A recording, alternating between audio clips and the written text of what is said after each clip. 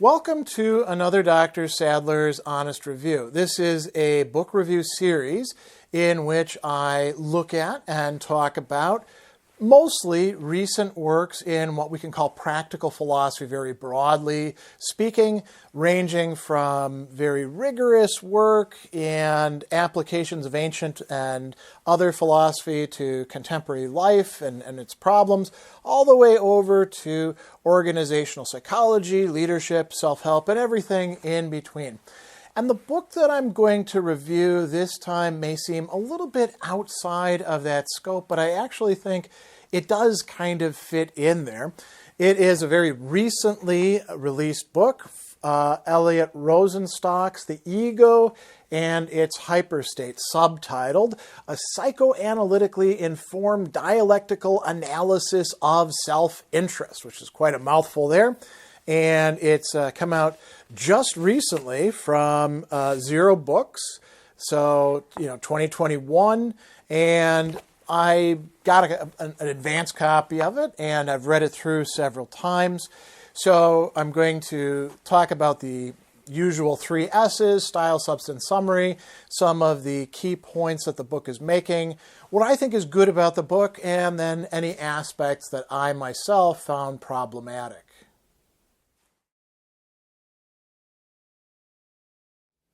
I think in looking at the 3 S's, it might be best to begin with some kind of summary of this rather short work. We're talking about 112 pages total. The rest of the book is Zero Books advertising its other books. And this long title might be, in the one respect, illuminating, and in other respects, confusing for some people. So I also think that it could be good to look at the blurb that's on the back. So the ego and its hyperstate, right off the bat, that kind of is reminiscent for those who are in the know of the ego and its own, or the ego and its property of Max Stirner. And Stirner will be mentioned later on in the book. And so maybe you could see this as trying to carry out something analogous to that. He's talking a lot in this book about self-interest, which is also mentioned in the subtitle, a psychoanalytically informed dialectical analysis of self-interest. So we got 3 terms there, all of which are going to be quite important. Self-interest is really the central theme of the work. What does genuine or authentically understood or properly analyzed self-interest mean? Self-interest turns out to be something that is misunderstood from the perspective of Rosenstock and arguably from the perspective of many of the other people that he is invoking here. And these 2 terms that are coming up, psychoanalysis, dialectical, those I think are good to have in the title because they reveal the main modes of analysis that are going on in the work. So it is doing some work that is not directly psychoanalysis itself, which is, of course, a practice, but is informed by psychoanalytic theory. And then dialectical, the main dialectician who gets mentioned in here quite a bit is Hegel. But it's not only Hegelian dialectics, you could say, that are running the show in this. And dialectical analysis means that there is a focus on how things actually unfold. So not beginning from rigid starting points that, once they're established, they last forever. Instead, we see how ideas transform themselves, how they give rise to and engage with what appear to be their opposites, how they can be brought into larger complexes, and how those themselves may not be the end of the analysis. The back blurb is actually quite good, I think, as well. Instead of having a bunch of people saying mostly false things about how amazing the book is, the way most books are, it tells you what the book is about. So I'm just going to read it to you. The Ego and Its Hyperstate is a unified theory of psychological and ethical egoism which posits self-interest. The dialectical dream theory sets its sights against capitalist notions of the self-interest contra the other, not simply with moralism, but with a more accurate analysis of the subject of self-interest than has been provided by capitalists and anarchist theorists alike. Through the lens of psychoanalysis and Hegelian dialectical logic, the process of self-interest at the grounds of all human existence reveals itself. Eliot Rosenstock has a symptom he wants you to know about. He wants you to know how the nature of self-interest strikes through the notions of pure duty and state worship. He wants to bring in psychoanalysis and redeem dialectics and its power to reveal the universe rather than to be a simple rhetorical tool. And he wants to reveal to you how the material conditions of the world as well as psychological processes of mankind work together to bring about all that is brought into the universe by humanity. So there's a couple points there that are worth hitting on. The very first sentence, a unified theory of psychological and ethical egoism. The very last part revealed to you how the material conditions of the world, psychological processes of mankind, work together to bring about all that is brought into the universe by humanity. So, like in theory, what this book should be talking about is, in fact, the totality. Now, does it bring that off in 100 pages? Arguably not, but that would be an awful lot to do, even in volumes and volumes and volumes of things. What else should we say about this? So let's jump into talking about the structure. So it's revealed pretty straightforwardly by the table of content. It begins with a very important introduction in which Rosenstock is, instead of saying, well, in chapter 1 I do this, in chapter 2 I do this, he jumps right in and starts introducing you to the key ideas of the work and what it is supposed to be helping you to understand. There's also some good framing here. He talks about the self-interest camp in my personal circles is very split, and we'll come back to that in just a moment. After this introduction, which runs about 9 pages, there's part 1, which is a shorter part compared to part 2, essential properties of psychoanalytic self-interest. And this makes sense, the way that it starts. So there are, how many, I suddenly blank on the number. Yeah, there are 4 chapters to that. The Freudian molecule, which is bringing in this idea about, composition of things and also going into some psychoanalytic stuff. The negativity of the will, very interesting chapter. The positivity of the demand and ideology in Wonderland. And these are rather evocative titles, but they do tell you what he is focusing on as he's slowly building together the components of, or the dimensions of the analysis. And in each of these, he will be telling us something about what self-interest is supposed to be, what it extends to, and bringing in other concepts.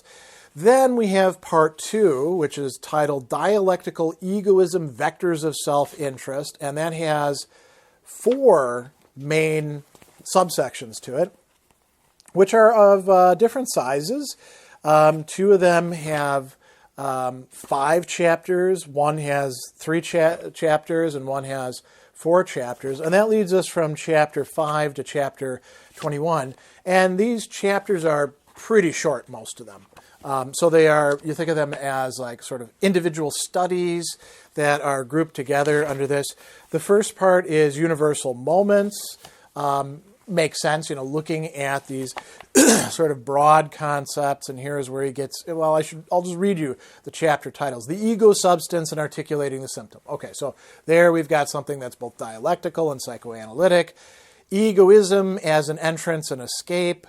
Superego as a unity. Again, something sort of located in a broadly Freudian psychoanalysis. The negative power of myth. The hyperstate's relation to myth. That's the entirety of that. And then we have this thing called the good cause, which is 3 chapters put together. And that's quite interesting. This plays an important role. It's signifying a kind of recurring dynamic within any self-interested human being's purview, you could say. Then we move to the communal and the interpersonal, and he talks about agreements, identity, order. That's a very short sort of analytic chapter. Then he discusses friendships. and romantic relationships with that.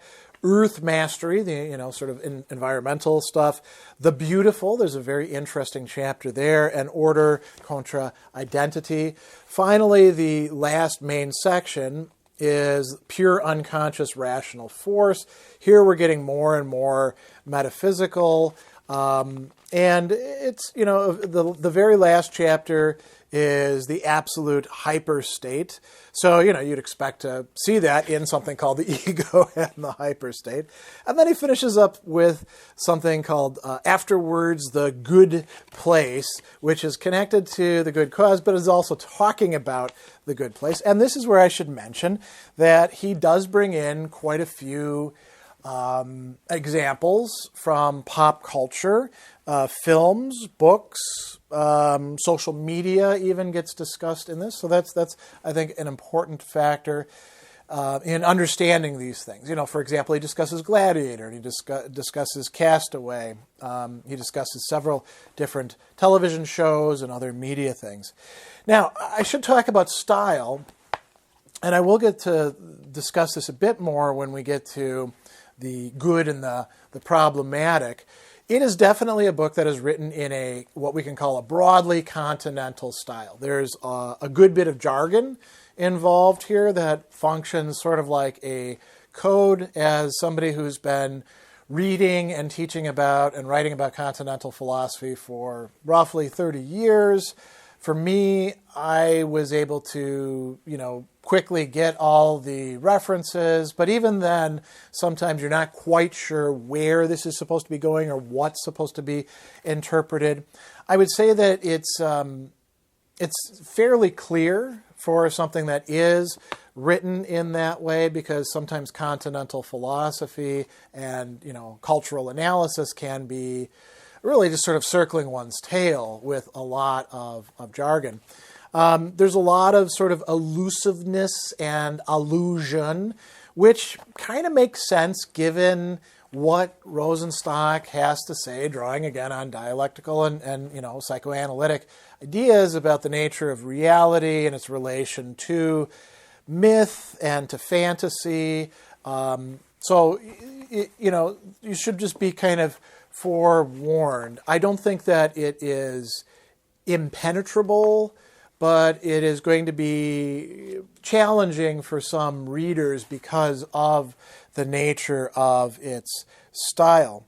So that's probably enough about the big three S's at this point.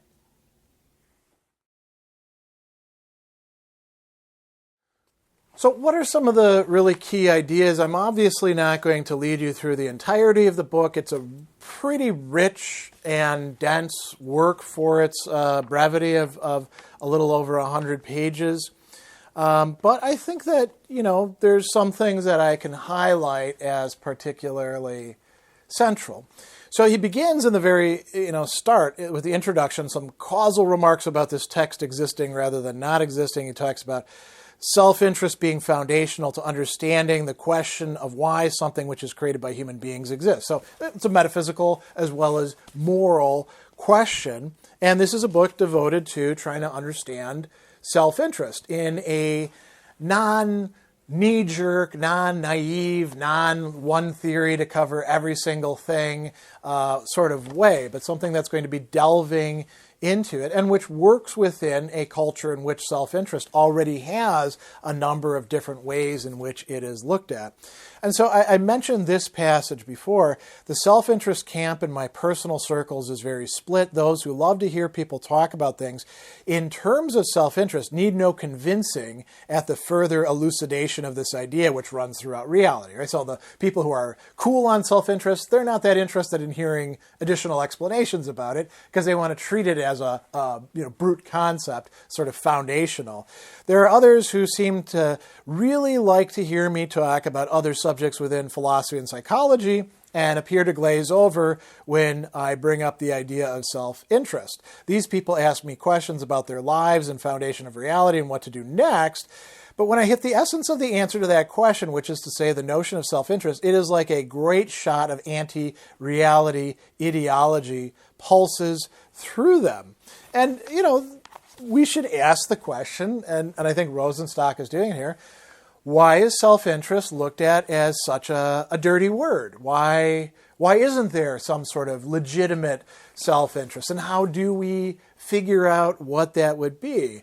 And one key to this, he says, is that we want to think of self-interest as a concept that is a process. And so, instead of seeing it as something that we can explain right off the bat and then take as foundational and everything's nice and clear after that, no, it's a leading thread, if we want to use Husserl's term, right? A Leitfaden, helping us to make our way through the complex phenomena.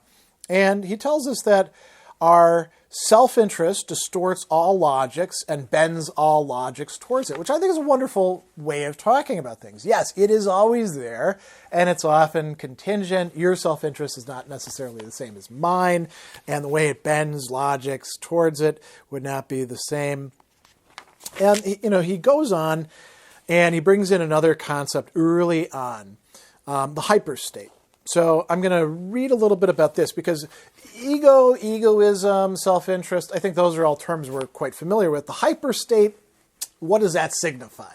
So he tells us that the ego has various things which it concerns itself with and becomes various processes, the jumping and movement, as well as its overlapping and becoming these processes, is the ego's hyperstate. It's not that the ego has its hyperstate, but the ego is its hyperstate. It may be an image, but it's also a process. And so he says, we'll be investigating the ego not as an image, but in its movements and forms of other things, which become the concrete material of self-interest, and which is a process we can know as its hyperstate. We can know these, now he talks in plural, hyperstates as the real movement of ideals in the world, producing meaning as they produce symptoms. So does this tell us, is this a definition of the hyperstate? Not exactly, but it starts to tell us what are we actually looking at here. The hyperstate is, in a way, the way the ego manifests itself, and it's also these various processes. He's got a couple other mentions of this important concept that I wanted to point out a little bit later on. So in Chapter 9, the hyperstate's relation to myth, he calls it the totality of the intrinsic logic of self-interest, and thus specifically contrary to myth's tendency to an anti-rational view. So he's positioning it in relation to myth, but he says myth is in fact an articulation of the hyperstate. So myth is, you could say, an irrational, largely unconscious manifestation of the hyperstate. Clearly, in that case, hyperstate is not just of my ego or your ego, but of a whole bunch of egos connected together. He goes on further and he says that the hyperstate pushes movements into the foreground, right? And so it's got a certain agency to it as well. Again, the hyperstate intricately connected with the ego. A little bit later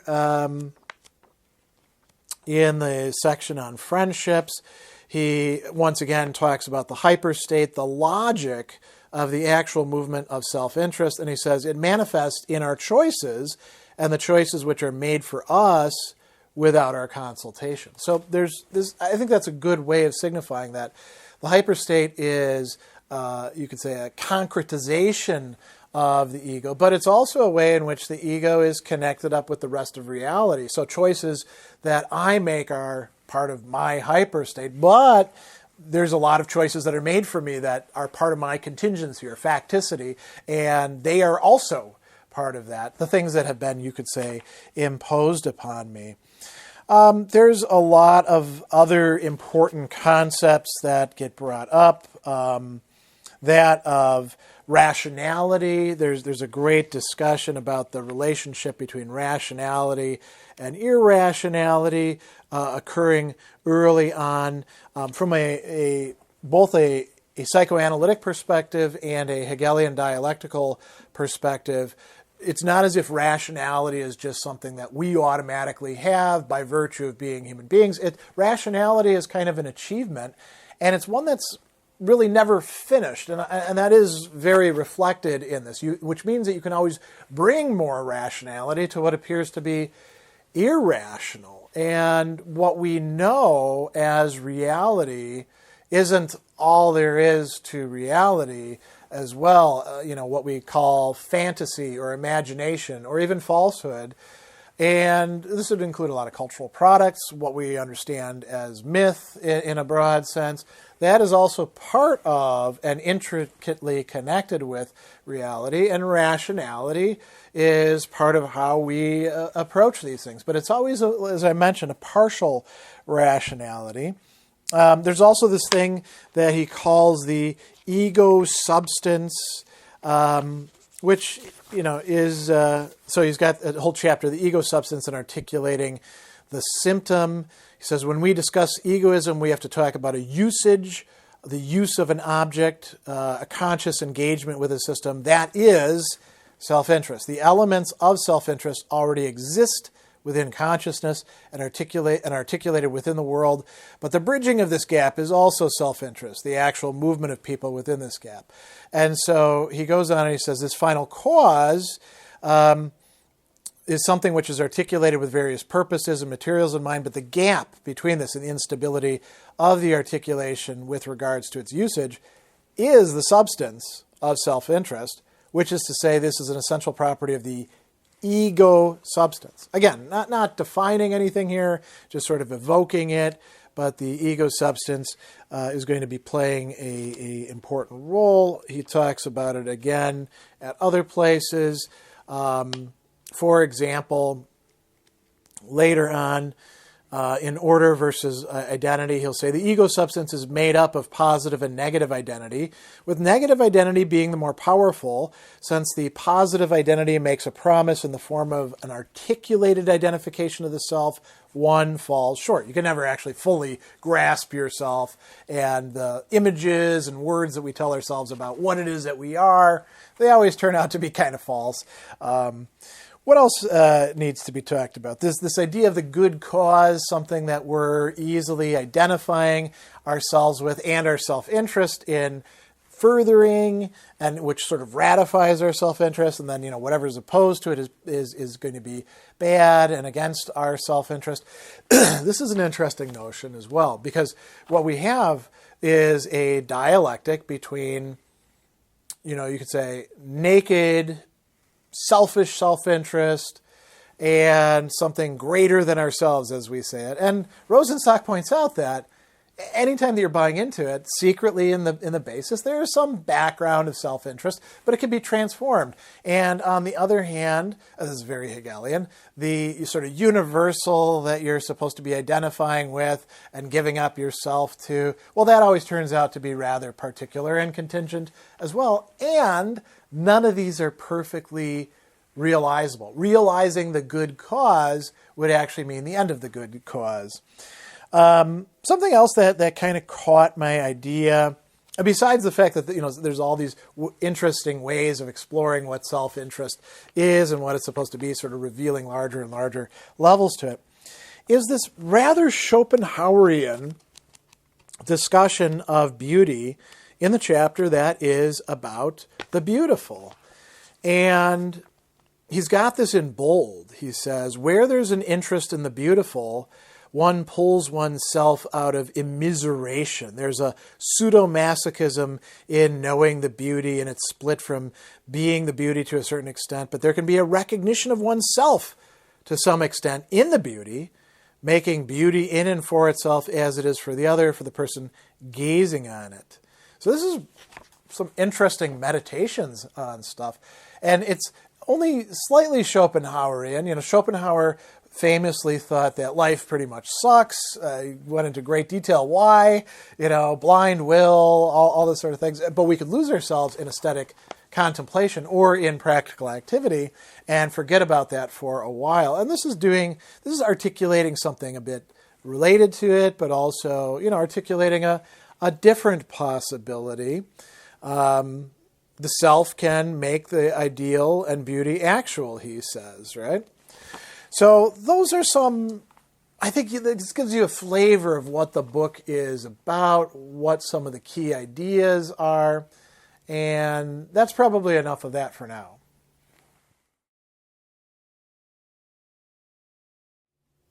Let's talk now about some of the good features of the book. And I'm going to say right off the bat that this is a book that rewards rereadings.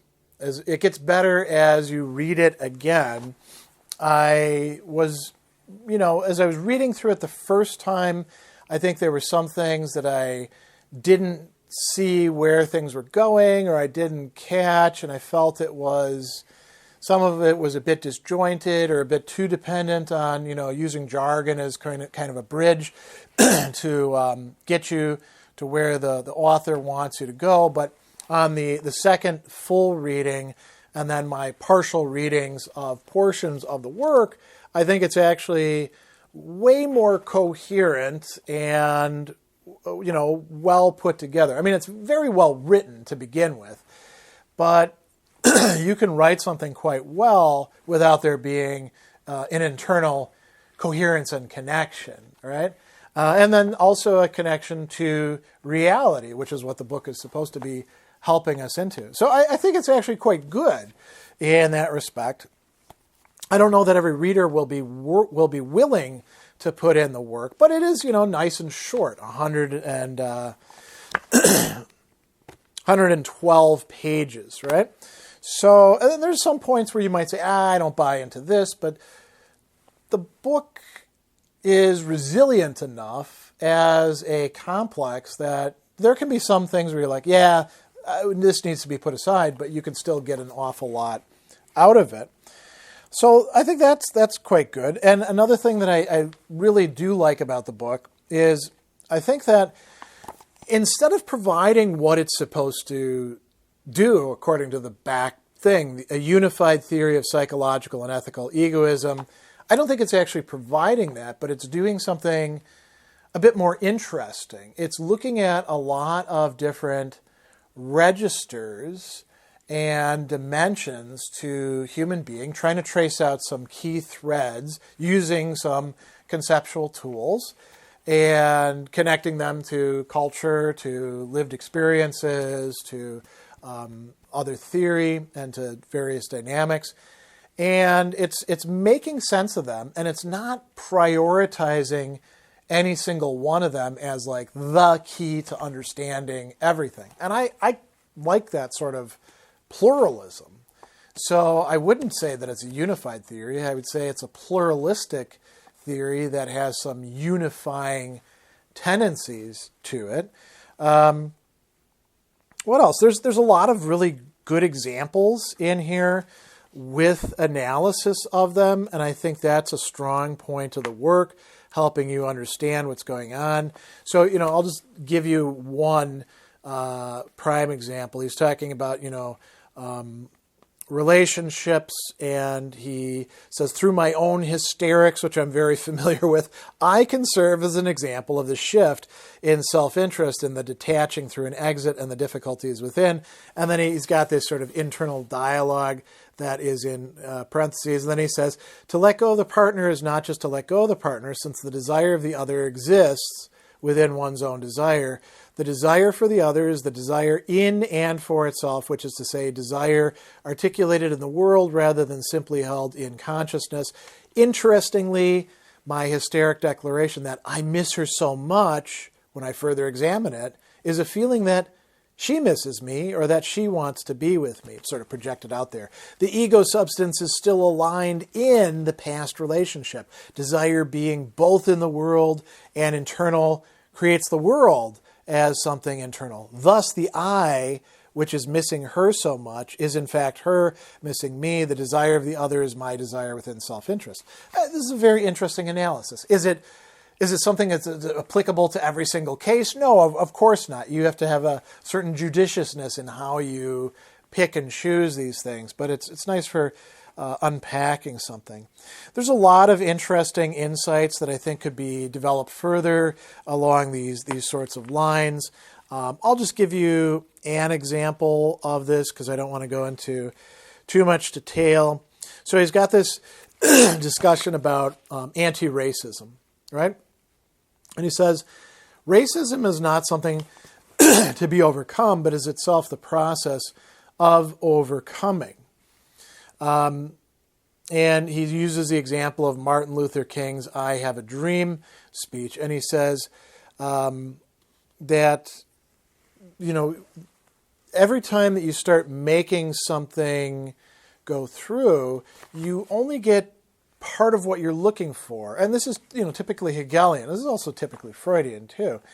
You can't entirely expunge racism. You can figure out how you're going to deal with it. And this connects us to the good cause, right? So, like he says, the anti-racist ideal is different than the I Have a Dream speech in that the ideal contains a timelessness. The speech was delivered in a certain time and place. And he talks about the more concreteness of invoking, coming to the nation's capital to cash a check that was in the Constitution and the Declaration of Independence, a promissory note, right?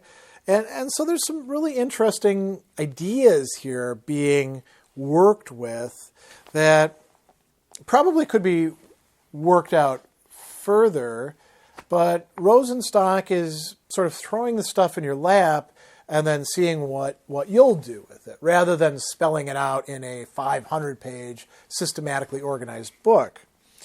The other thing that I do want to say and signal is that there's a really good discussion of Hegel going on in chapters 18 through 20, and then in the final afterwards. So these are absolute particularity, the unconscious extension of words and ideals via their process, and the unity of differentiating forces through articulations. And, one of the things that he's really signaling here is that Hegel's quite good at getting at things materially. He's not just an idealist, but there is this tendency within Hegel of taking the state or whatever is going to be the highest totality as something like the Kantian kingdom of ends, to which we all need to give up our self-interest. We need to subordinate our self-interest. And, he views this, Rosenstock views this as problematic.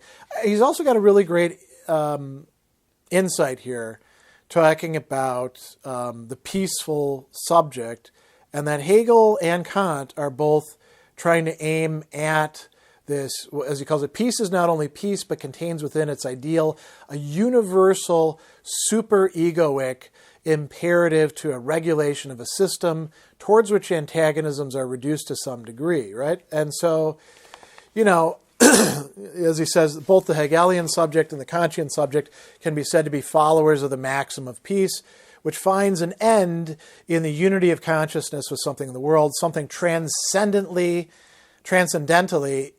ethical, right? And so something which requires us, again, to leave something of our self behind. I think that there's some really good discussions about Hegel involved in this. So those are some good points that I think give you, again, a flavor of what's contained in here.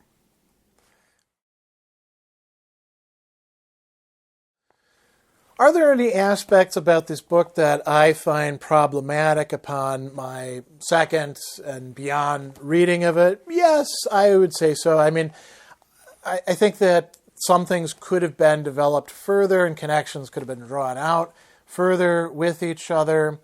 I also think, and this is something that I brought up in the talking about the style, that for some people, this is going to be a rather either difficult or frustrating book because they're going to be like, what is this guy talking about? There's all these things that he's mentioning, and I don't know what they are.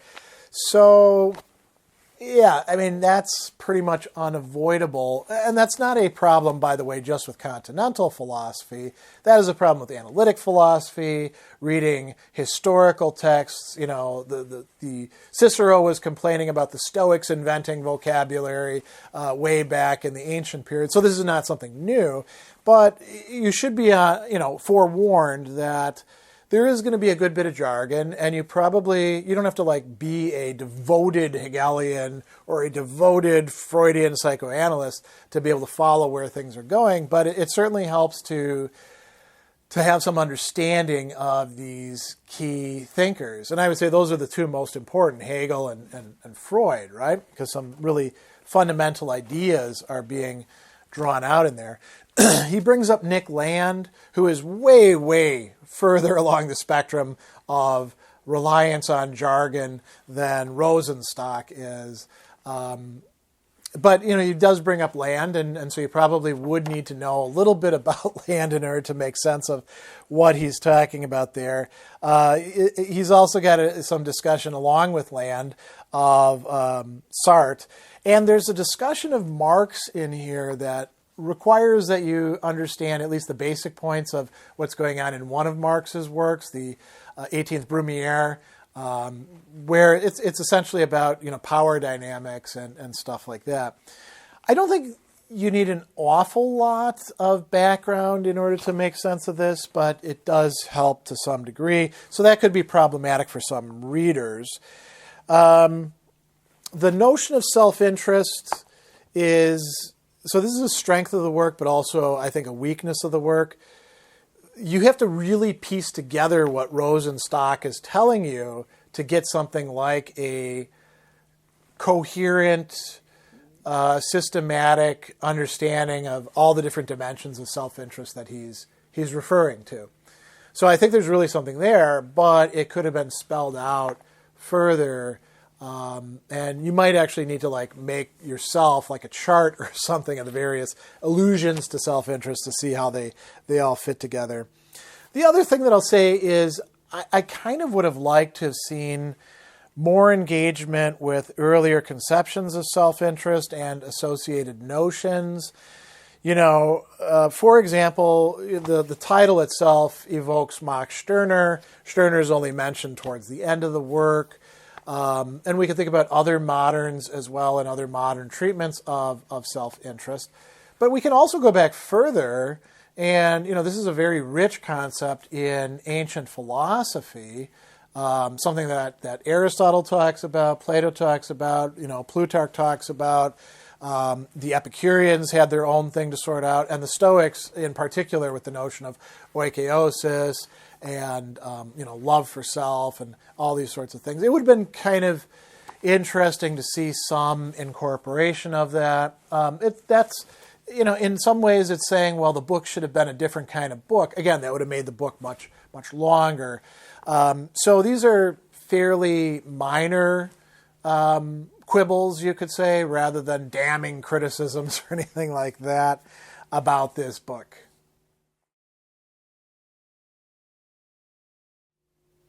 All right, so my final thoughts and my recommendation. I actually do recommend this book for purchase, and I would originally have said, I recommend this in a qualified way for those who are into the types of analysis and the sources and the jargon and all that sort of stuff. But actually, I kind of think this would be good for other people to stretch their brains a bit. And so even if you don't know anything at this point about psychoanalysis or Hegelian dialectics, you could probably you would still get something out of a read of the book, in part because there's all these great examples and discussions, and it would be an opportunity to stretch. I mean, this is an interesting work. I think of it as something that's kind of like more of a program or a manifesto than a systematic work or a unified theory or anything like that. But it's well worth reading, and it'll be thought-provoking for anybody who does get their hands on it. So I give this a solid recommendation.